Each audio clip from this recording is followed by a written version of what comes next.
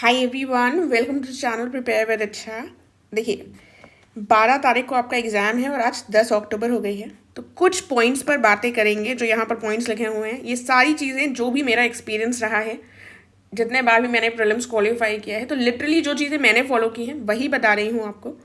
थोड़ा सा ध्यान से सुनिएगा और चीज़ों को फॉलो करने की कोशिश कीजिएगा, ठीक है।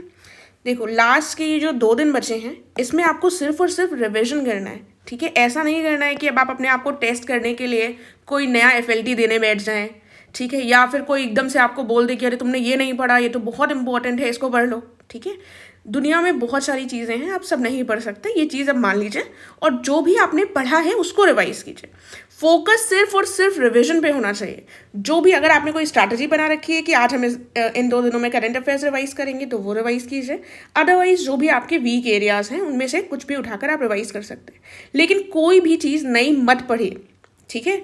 हो सकता है कोई आपको बोल रहा है और उससे एक क्वेश्चन भी आ जाए, लेकिन वो एक क्वेश्चन आप छोड़ सकते हैं, ठीक है, क्योंकि वहाँ पर आपको क्वालिफाई करना है और वही चीज़ ज़रूरी नहीं है आए भी, ठीक है। और ऐसे अगर हम देखने लगेंगे तो ऐसे कई सारी चीज़ें निकल आएंगी। कोई कहेगा ये पढ़ लो, एंड मोमेंट तक, कल रात तक आपको कोई ना कोई आपका दोस्त या फिर कोई यूट्यूब पर बताएगा, लेकिन आपको कंट्रोल रखना है कि अब हम कुछ नया नहीं पढ़ेंगे, जो हमने इकट्ठा कर रखा है उसी को हम रिवाइज करेंगे, ठीक है।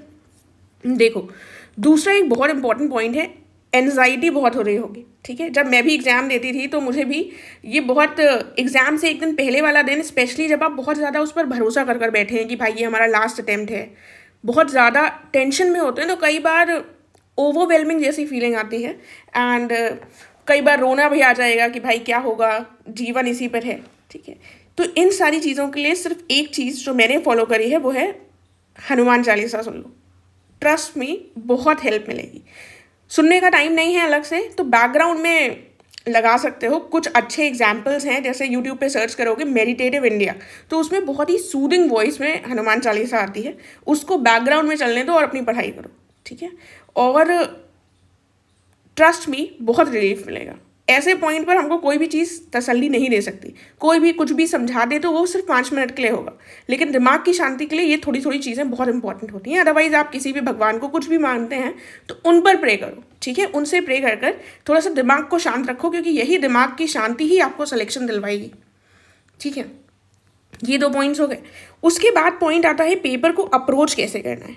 देखो, अगेन, मैं हमेशा पेपर को 2 बार पढ़ती हूँ, ठीक है।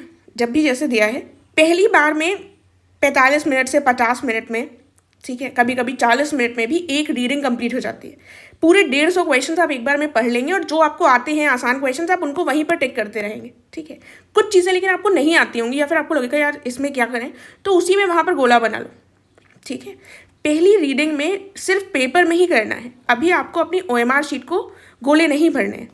जब आप दूसरी बार पेपर उठाएंगे, फिर आप एक एक क्वेश्चन को दोबारा पढ़ेंगे और आप देखेंगे आपने कहाँ पर टिक कर रखा है। फिर आप इसी के साइमल्टेनियसली अपनी OMR भर सकते हैं, ठीक है, कि हमने ये वाला पक्का हो गया इस क्वेश्चन का, फिर हमने इसका OMR भर दिया। फिर दूसरा सिमिलर क्वेश्चन पढ़ा, इसमें हमने ये पूरा स्टेटमेंट पढ़ेंगे। ये नहीं होगा कि हमने कन्फर्म है और ये तो इजी क्वेश्चन है, इसको ना पढ़ें। दूसरी बार में भी पूरी पूरी लाइन पढ़कर अपने आंसर को चेक कर फिर OMR भरेंगे, एकदम कॉन्सेंट्रेशन के साथ, ठीक है। एंड जो क्वेश्चंस आपके अभी भी उसमें भी आप गोला लगा सकते हैं अगर आपको कन्फ्यूजन है, ठीक है। जब आप 2 बार पूरा कर लेंगे और आपके पास गोले वाले मान लो ऐसे 8 क्वेश्चंस हैं कि आपने जिनमें गोला लगा रखा है, लेकिन आप पूरा अटेम्प्ट करने के बाद एक अंदाज़ा हो जाएगा कि हमने कितने क्वेश्चंस अटेम्प्ट किए, ठीक है। वो अंदाजे के बाद आप इन 8 क्वेश्चन में उस अकॉर्डिंगली रिस्क ले सकते हैं, ठीक है। तो थोड़ा तो रिस्क लेना पड़ेगा, बिना रिस्क के नहीं होता। और रिस्क हम जितने शांत दिमाग से, जितना स्मार्टनेस के साथ, जितना देख कर पढ़ कर लॉजिकली रिस्क लेने की कोशिश करेंगे, उतना हमारे लिए बेनिफिशियल होगा, ठीक है। देखो, एक बात यहाँ पर भी कर लेते हैं कि पेपर किस तरीके से आएगा, ठीक है। अब ये तो कोई नहीं बता सकता कि पेपर पिछले साल 2024 की तरीके से आएगा या फिर जैसे RO का पूछा गया था कंपैरेटिवली थोड़ा सा आसान, वैसा आएगा। ये तो आपको पेपर में बैठकर ही पता चलेगा, उससे पहले कोई नहीं बता सकता। तो वहाँ पर जब आप पेपर करेंगे तो स्टार्टिंग में ही, स्टार्टिंग के 1-2 क्वेश्चन जब करोगे तभी सबसे ज़्यादा डर लगेगा। उसके बाद जब करने लगोगे तो जो डर है वो भी ख़त्म हो जाता है। तो जब डर ख़त्म होने लगेगा और पेपर लगेगा कि बहुत आसान है, ठीक है, तो उस हिसाब से अटेम्प्ट करना नंबर ऑफ क्वेश्चंस। और अगर लगेगा 2024 की तरह बिल्कुल ही अजीब से लग रहे हैं क्वेश्चंस, तो फिर नंबर ऑफ क्वेश्चंस हम उस अकॉर्डिंग करेंगे, कितने क्वेश्चंस हमें मानकर चलने हैं उस पर बात करूंगी। लेकिन वहाँ पर बैठकर एक चीज़ जो बहुत इंपॉर्टेंट हो जाती है हमारे लिए ध्यान रखना, वो ये है कि हम पेपर को थोड़ा सा जल्दी रीड करें। ऐसा ना हो कि हम एक क्वेश्चन में बहुत ज़्यादा टाइम लगा दें। थोड़ा सा रीडिंग्स पे ध्यान रखना, भले ही स्टार्टिंग के क्वेश्चंस बहुत आसान हो, बहुत छोटे हों, या फिर अगर बहुत लंबे हों, दोनों ही केसेस में हमको थोड़ा सा स्पीड अपनी स्टार्टिंग से मेंटेन करनी है, क्योंकि पिछली बार कई लोगों का पेपर छूट गया था। ठीक है, तो वो चीज़ इस बार नहीं होनी चाहिए। ठीक है, अब आ जाते हैं नंबर ऑफ क्वेश्चंस की बात कर लेते हैं। देखो, नंबर ऑफ क्वेश्चंस में जितने लोगों की पूछोगे वो अपने अलग अलग बताएंगे। कोई ऐसा नहीं होता कि भाई हम हर बार इतने, कुछ ऐसा सेट पैटर्न है कि इतने कर आओ तभी सिलेक्शन होगा। देखो, अगर हमको रेस में बने रहना है तो हमको कुछ डिसेंट नंबर ऑफ क्वेश्चंस कर आने पड़ेंगे। ठीक है, तो लेकिन अगर हम 100 क्वेश्चंस के लगभग करते हैं तो हम रेस में नहीं बन पाएंगे, क्योंकि पिछली बार मेरी कई लोगों से बात हुई थी, वो 100 कर आए थे, उनको लगा पेपर बहुत टफ है, 100 कर आएंगे तो हमारा हो जाएगा।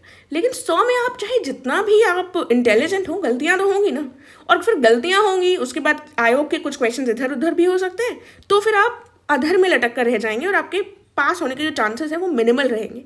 और आप, कई लोग जैसे मुझसे पूछते हैं कि मैम वो टॉपर हैं, वो तो कहते हैं 150 कराओ तो उसमें नेगेटिव और ये मैथ्स लगाकर हमारा हो जाएगा। देखो, मैं ये भी नहीं रिकमेंड करती हूँ, क्योंकि ऐसे केसेस में ऐसा नहीं होगा कि ज़्यादा सही हो जाए। थोड़ा सा रिस्क लेकर उन क्वेश्चंस को अटेम्प्ट करेंगे, वहाँ पर 20-20 ठीक है, लेकिन जब क्वेश्चन हमको आता ही नहीं है उसको अटेम्प्ट कर आओगे तो उसके सही होने के चांसेस भी नहीं रहेंगे। तो मैं थोड़ा सा यहाँ पर मध्यम मार्क को सपोर्ट करते हुए 125 के लगभग क्वेश्चंस आपको थोड़ा सा ध्यान में रखकर जाना चाहिए। अगेन, ये कोई लक्ष्मण रेखा नहीं है, पेपर पर डिपेंड करेगा, लेकिन मैं पहले ये नंबर बताना नहीं चाहती थी, लेकिन अगेन मैं यहाँ पर अपने हिसाब से बात कर रही हूँ, जैसे मैं दिमाग में सोच कर जाती थी। बाकी थोड़ा सा कॉन्शियस रहकर पेपर को देखकर समझ में आ जाता है कि भाई ये क्वेश्चन मेरे 135 तक जाएंगे कि मुझे यहाँ पर 115 पर ही रुक जाना है। ठीक है, वो पेपर पर डिपेंड करेगा। मैं पहले भी बता चुकी हूँ, एक बार मैंने 123 क्वेश्चंस किए थे तब भी हो गया था, और एक बार मैंने 135-40 के लगभग क्वेश्चंस किए थे तब भी हो गया था। राइट, तो वो डिपेंड करेगा उस समय के क्वेश्चन पेपर पर। ठीक है, तो इसीलिए ये थोड़ा सा दिमाग में मैं रख कर जाती थी। ठीक है, आप भी इस तरीके से थोड़ा सा ध्यान रख सकते हैं कि आपको कंपटीशन में रहना है तो एक सीमा पर आपको एक कुछ ऐसा नंबर ऑफ क्वेश्चंस अटेम्प्ट करने पड़ेंगे। ऐसा नहीं होगा कि भाई पेपर बहुत टफ है, हम 90 कराते हैं, इसी में मेरा सही हो जाएगा। नेगेटिव मार्किंग भी है, कुछ ना कुछ गलत होगा ही। ठीक है, तो ये थोड़ा सा ध्यान रख लेना। दिमाग को शांत रखकर सोचोगे और मेहनत करते हुए अभी तक आए हो तो अपने इंट्यूशन पर भरोसा रखना, जैसा वहाँ पर हमारा इंट्यूशन कहेगा वो सही रहेगा। ठीक है, इस बात को जान लो, लेकिन उसके लिए दिमाग शांत होना चाहिए। राइट, तो ये थोड़ा सा ध्यान रखना, पेपर किस टाइप का है उस हिसाब से डिपेंड करेगा हम नंबर ऑफ क्वेश्चंस कितने करेंगे। ठीक है, बस ऐसा ना हो कि हम पेपर पूरा रीड ही ना कर पाए, तो रीडिंग वगैरह पर थोड़ा सा स्पीड बढ़ाकर अच्छे से करने की कोशिश करना। एंड एक चीज़ जो और इम्पॉर्टेंट आती है नंबर ऑफ क्वेश्चंस के साथ, जैसे मैंने बता दिया कि आपको फर्स्ट रीडिंग और सेकंड रीडिंग में कैसे गोला बना लेना है। अब नंबर ऑफ क्वेश्चंस जब अटेम्प्ट करोगे तो एक चीज़ याद रखोगे, क्वेश्चन कोई भी क्वेश्चन हो आपने कभी ना सुना हो, लेकिन आप उसको पूरा रीड करेंगे, पूरा सेंटेंस पढ़ेंगे, चाहे वो लंबी 4 लाइनें लिखी हों, जल्दी जल्दी करोगे लेकिन करोगे। ठीक है, क्योंकि हो सकता है वो लाइनें बहुत डरावनी लग रही हो लेकिन अटेम्प्ट करने में वो एकदम आसान हो। ठीक है, तो वो क्वेश्चन हमको ऐसा ना हो हम डर गए हो इसलिए हमने स्किप कर दिया। तो रीड हर क्वेश्चन को हम करेंगे, और किसी क्वेश्चन में नॉट लिखा होगा, किसी में इनकरेक्ट लिखा होगा कि या इस तरीके से कोई टर्म लिखा होगा तो क्वेश्चन पेपर में हम उसको अंडरलाइन कर लेंगे ताकि वो चीज़ हमसे गलती से भी गलती ना हो। ठीक है, एक दूसरा पॉइंट हमारा ये आता है ऑप्शंस। अब जैसे लंबी स्टेटमेंट है या फिर कोई शॉर्ट स्टेटमेंट भी है और हमको लगा ये टर्म तो हमने सुना ही नहीं है, पता नहीं क्या है, तो ऐसा ना हमने ऑप्शंस नहीं पढ़े, तो स्टेटमेंट के साथ साथ सारे चारों ऑप्शंस हम पढ़ेंगे। कई बार ऑप्शंस में ही हम एलिमिनेट कर लेते हैं। ठीक है, कि हमें लगा कि अरे ये तो हो ही नहीं सकता, हमने उससे एलिमिनेट कर लिया। तो हर कुल मिलाकर 150 क्वेश्चंस में कोई भी ऐसा क्वेश्चन नहीं होना चाहिए जो आप पढ़े ना।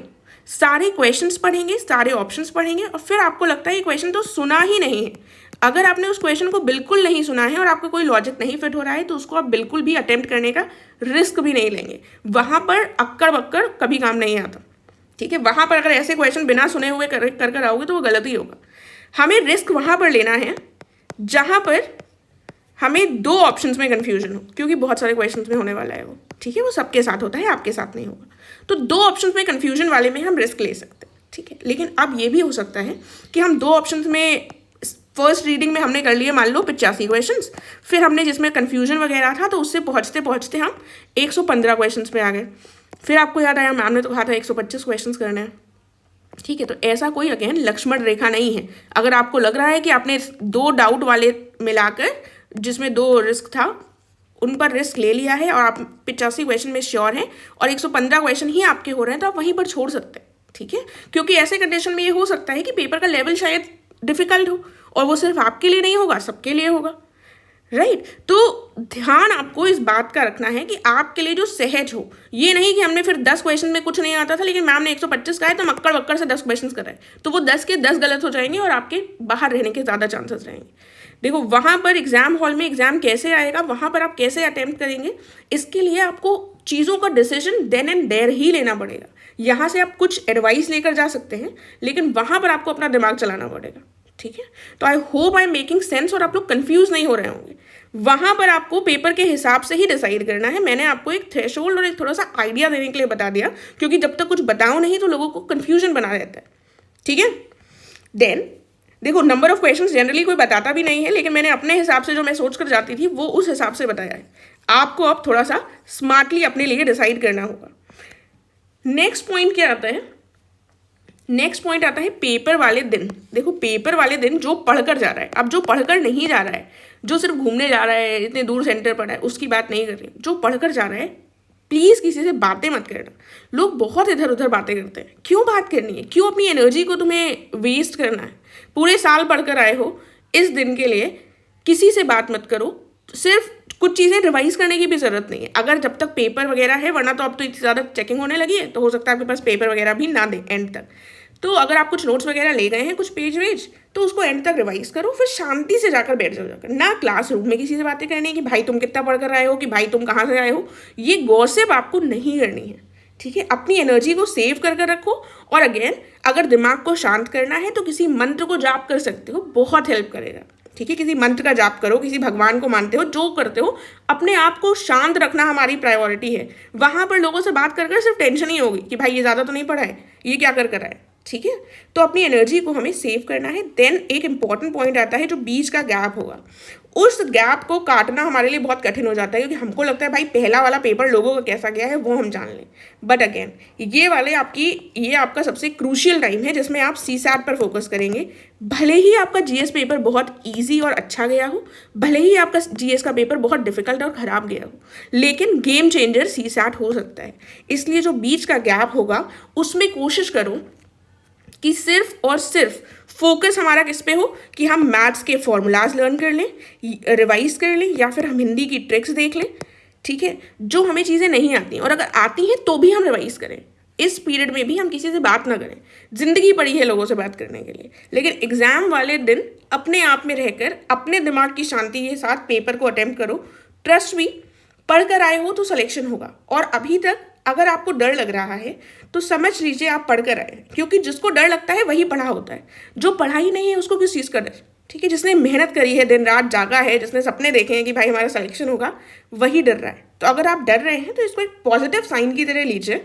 भरोसा रखिए अपने ऊपर, अपने भगवान पर, चीज़ें आपके फेवर में होंगी, ठीक है। एंड कुछ ट्रिक्स सीसैट की मैं बता सकती हूँ। अगर आप लोग यहाँ पर कमेंट करेंगे तो फिर मैं सीसैट की ट्रिक्स आज या फिर कल डाल दूंगी, जो आप अभी नहीं भी देखते हैं तो अपने गैप वाले में देख सकते हो, ठीक है।